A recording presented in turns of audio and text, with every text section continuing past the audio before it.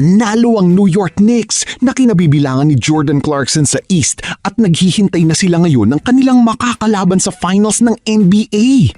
Sa West naman, tabla ngayon ang team ng OKC at Spurs sa score na 2-2 sa series at mukhang mauuwi pa ito sa Game 7 ng larong ito dahil halos parehas lamang ang labanan ng dalawang teams at bumalik na si De'Aaron Fox sa team ng Spurs. Naka-recover na ito mula sa injury kaya naman may makakasama na si Wembanyama na gumawa ng puntos. Mas dumami pa ang kaya makapag-ambag sa kanilang opensa. Active na gilas naturalized player si Jordan Clarkson at suportado rin siya ng mga Pinoy basketball fans at talaga namang nagpakitang gilas noon laban sa team ng China. Nagpaulan ng mga 3-point shots kaya tambak ang inabot ng Chinese national basketball team mula sa Gilas, Pilipinas.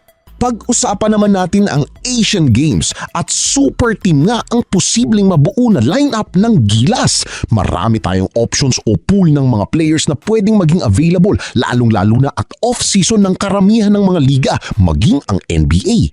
Ibig sabihin nito, malaki ang chance na maging available sila para sa ating national basketball team. Justin Brownlee, Benny Boatwright, Jordan Clarkson, Kawhi, ang mga naturalized player natin, pwedeng dalawa ang maglaro sa Asian Games kagaya noong nagkampiyon ang Gilas, Kawhi at Justin Brownlee ang ginamit natin noon. Tapos ngayon, posible na maging local si Kawhi para sa Gilas team at yung tandem naman ni na Justin Brownlee, Jordan Clarkson, kung hindi naman kaya Benny Boatwright. Kahit alin sa kanila ang magsama ay sigurado tayo na magiging malakas ang Gilas.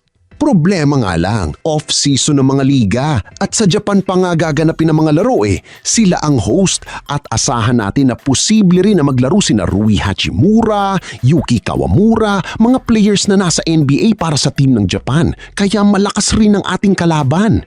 Parehas lamang ang labanan, hindi natin masabi na sureball na tayo ang magkakampyon ngayong 2026.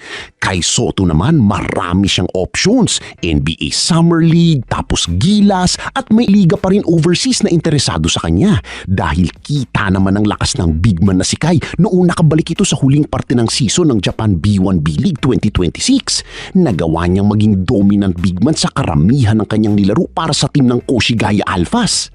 Free agent na si Kai Soto ngayon at tinitignan ng kanilang kampo ang best option para dito kay Kai. Kasama pa rin ng goal na makakuha ng NBA contract at paglalaro overseas mas magandang oportunidad.